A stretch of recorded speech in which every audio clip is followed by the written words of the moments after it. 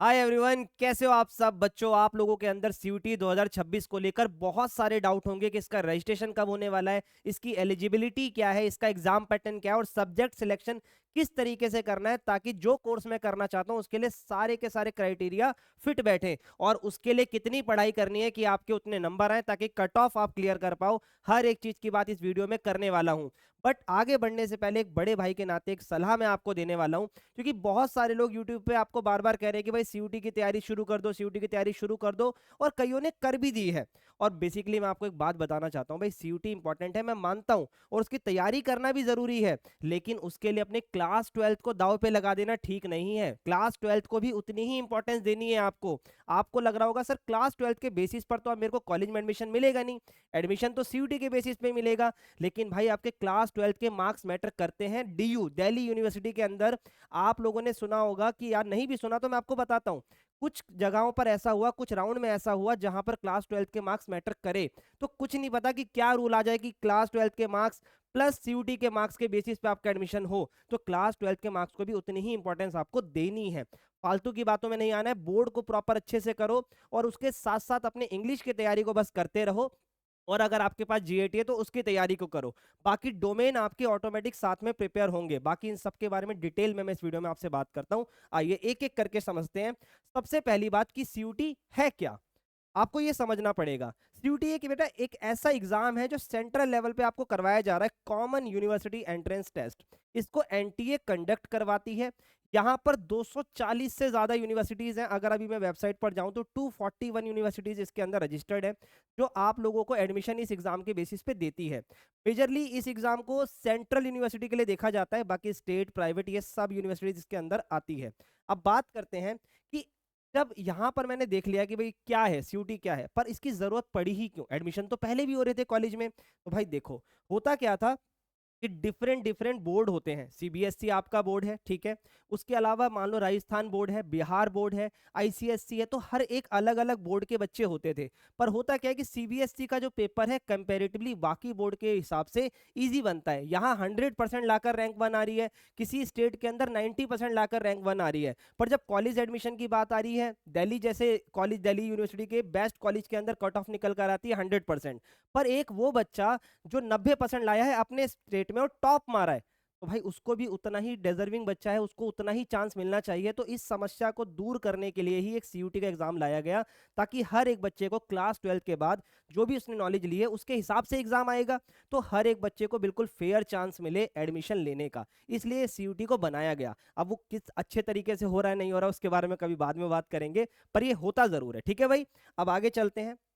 इसके बाद बात करते हैं रजिस्ट्रेशन प्रोसेस की। बेटा देखो सीयूटी एग्जाम कोई भी बच्चा देता है ना, मैं एक चीज को जरूर कहता हूँ, बेटा पेपर के लिए तैयार रहो वो एक अलग बात है, पर मेंटली भी प्रिपेयर रहो, क्योंकि इसके फॉर्म से ही आपको दिखने लगेगा फॉर्म कब आते हैं। देखो एक बार ऐसा भी हुआ है कि एग्जाम के जो फॉर्म आए हैं वो आपके रजिस्ट्रेशन के फरवरी में आ गए हैं, लेकिन कई बार ऐसा भी हुआ है कि आप बोर्ड का एग्जाम देकर और आ रहे हो और आपको पता लग रहा है कि फॉर्म निकल गए, तो मार्च में भी इसके फॉर्म निकल जाते हैं। इसकी फीस कैटेगरी पर और कितने सब्जेक्ट आप चूज करते हो जिसके बारे में मैं आगे आपको बताऊंगा, उसके हिसाब से आपकी फीस रहती है। एक यूआर कैटेगरी के बच्चे की अगर हम बात करें, मतलब जनरल कैटेगरी, तो 900 से 1200 रुपए के बीच लगभग उसकी फीस रहती है। अगर इस बार फीस रिवाइज होगी तो इसी चैनल पर मैं आपको बता दूंगा, चैनल को सब्सक्राइब कर लेना, ठीक है भाई। आगे बढ़ते हैं। अब इसकी एलिजिबिलिटी क्या है, देखो करंट एलिजिबिलिटी की अगर मैं बात करूं तो बच्चा क्लास 12th में अपियर होना चाहिए, यानी ऑब्वियस सी बात है आप बोर्ड का एग्जाम दे रहे हो तो अपियर होगे। और अगर बच्चा क्लास 12th का पास है तो भी वो इसमें बैठ सकता है, कोई एज लिमिट नहीं है, इंडियन भी दे सकता है और एनआरआई बच्चा भी उसको दे सकता है। अभी हम इंडियन की बात कर लेते हैं। अब इसके बाद होता है कि भाई कोई बच्चा ऐसा भी हो सकता है कि जो कॉलेज में पढ़ रहा हो और वो दोबारा सीयूटी देना चाहता हो, वो भी दे सकता है, बट कुछ यूनिवर्सिटीज इस पर रोक लगाती है, उनको एनओसी देना पड़ता है। उसके बारे में कभी बाद में बात करेंगे, ठीक है भाई। आगे चलते हैं। एग्जाम पैटर्न, एग्जाम पैटर्न को जरा समझना ध्यान से। ये सीबीटी मोड में होगा, मतलब कंप्यूटर बेस्ड टेस्ट होगा अभी तक की गाइडलाइंस के हिसाब से। बीच में एक बार ऑफलाइन भी हो गया था, पर अभी तक ऐसा ही है कि कंप्यूटर पर आपका एग्जाम होगा। कंप्यूटर पे होने का मतलब ये नहीं है कि आप घर से एग्जाम दोगे, क्योंकि कुछ एंट्रेंसेस होते हैं सीएस, अगर मैं आपसे बात करूं सीएस के, तो वहां पर ऐसा होता है। लेकिन ये वाला एग्जाम आपको एक प्रॉपर सेंटर पर जाकर देना होगा और ये प्रॉपर एमसीक्यू फॉर्म में होगा। टोटल आपको 50 एमसीक्यू इसके अंदर मिलेंगे और सारे के सारे कंपलसरी होंगे। अब बच्चे के मन में यही डर आ जाता है, सर सारे करने हैं तो अगर एक आधा भी गलत हो गया मैं तो गया। ऐसा नहीं होता, आगे भी बात करते हैं, देखते चलिए। टाइम जो है इसके अंदर 60 मिनट यानी 1 घंटा आपको पूरा मिलता है हर एक पेपर के लिए।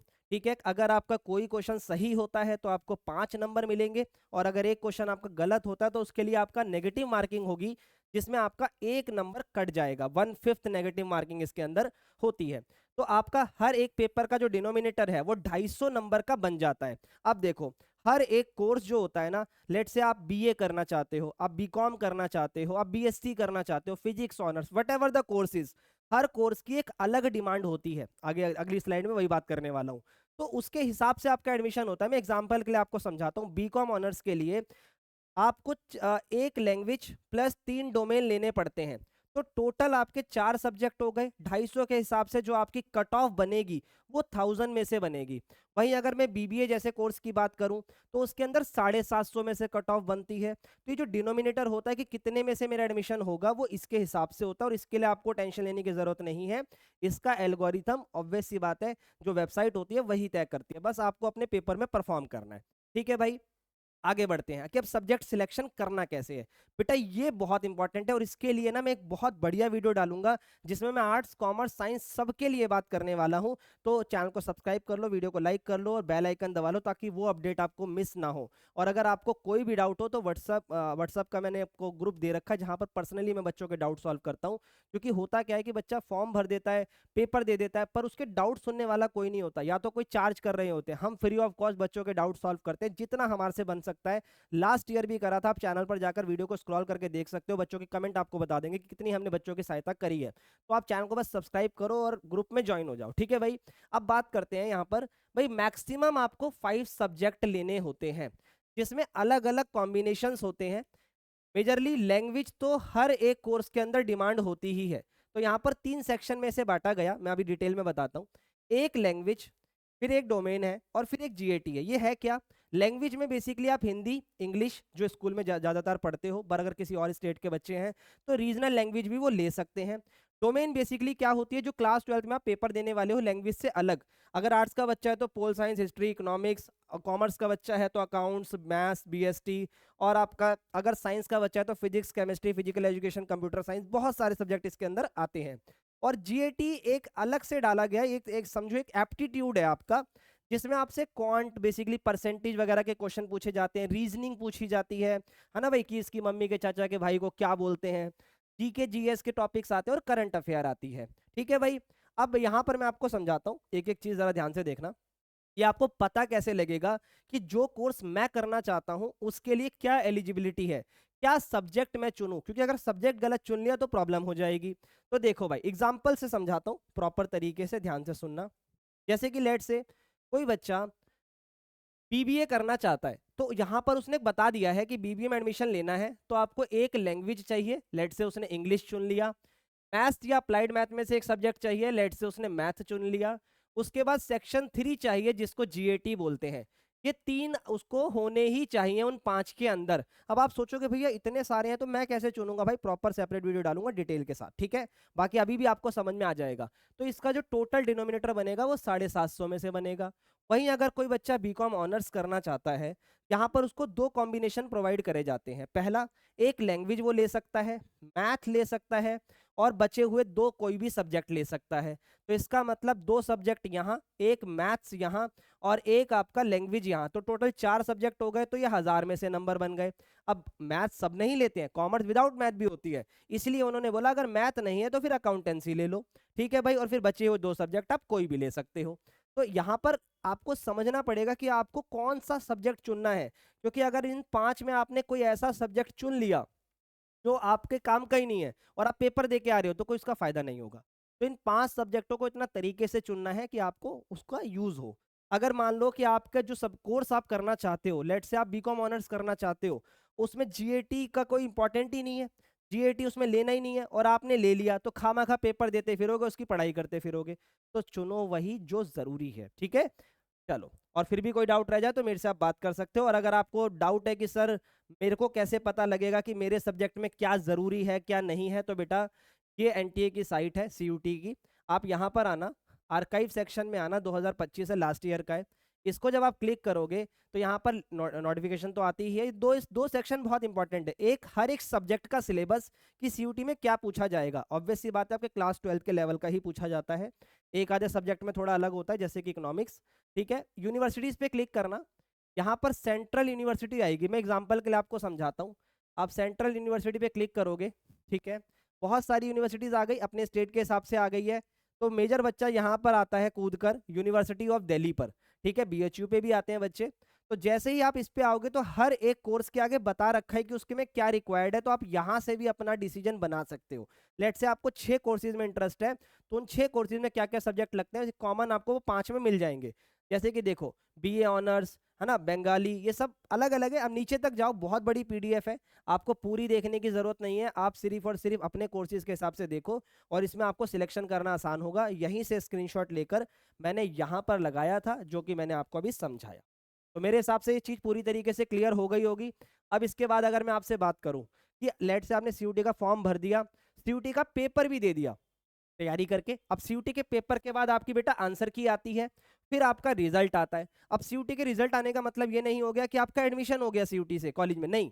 आपके जो यूनिवर्सिटीज होगी वो इंडिविजुअल लेवल पे फॉर्म्स निकालती है। इंडिविजुअल लेवल पर दिल्ली यूनिवर्सिटी अलग से एक पोर्टल ओपन करती है, CSAS।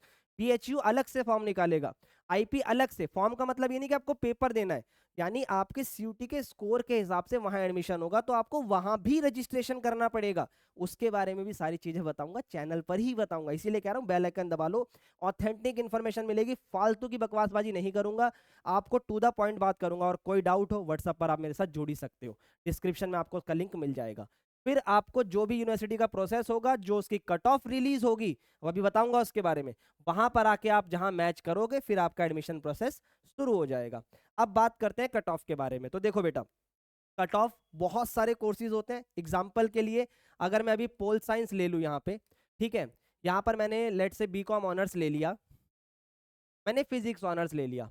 अब इनकी होती है category, UR, SC, ST, OBC, है ना, फिजिकल, PWD, और अलग अलग कैटेगरी, सिख माइनॉरिटी, जो भी है, अलग अलग कैटेगरी की अलग अलग कट ऑफ्स आती है, अलग अलग कॉलेज की अलग अलग कट ऑफ आती है। तो अगर मैं आपको कहूँ कि आप 850 नंबर ले आओ तो आपको बीकॉम ऑनर्स मिल जाएगा, तो ये कहना गलत होगा।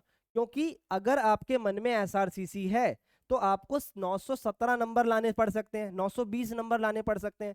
तो आपको कैसे पता लगेगा कि आपका ड्रीम कॉलेज कौन सा और उसके लिए आपको कितनी कट ऑफ एटलीस्ट लानी है। तो उसकी पूरी पीडीएफ मैंने ड्राइव के अंदर आपके लिए एक्सेस कर दी है, डिस्क्रिप्शन में उसका भी लिंक है, मिल जाएगा आपको ड्राइव का। उसको जाके डाउनलोड करो, अपना कोर्स देखो, अपना कॉलेज देखो, कोर्स के साथ कॉलेज दिख जाएगा, उसमें कितने नंबर रिक्वायर्ड है वो आपको वहां पर पता लग जाएगा। उससे आप अपने कॉलेज की तैयारी को कर सकते हो। फिर भी अगर आपके मन में कोई डाउट है, आप चाहते हो मुझसे कुछ पूछना, तो बेटा इंस्टाग्राम पे आप मेरे साथ यहाँ जुड़ सकते हो, और अमन क्लासेस करके डिस्क्रिप्शन में लिंक है, वहाँ आप आ सकते हो अपने डाउट्स पूछने। और उसके साथ ही अगर आपको लगता है किसी और टॉपिक पे भी आप वीडियो चाहते हो, top colleges for Delhi university, top 5 courses in Delhi university, और बाकी का सेक्शन मैं आपके लिए छोड़ता हूँ। कमेंट बॉक्स फिल करो, आपको हर एक जानकारी ऑथेंटिक तरीके से रिसर्च करके मैं आप लोगों के सामने पेश करूंगा। जितना ज़्यादा बेटर होगा, आप लोगों की हेल्प करने की कोशिश करेंगे। मिलते हैं नेक्स्ट वीडियो में। Bye bye and take care guys, love you all.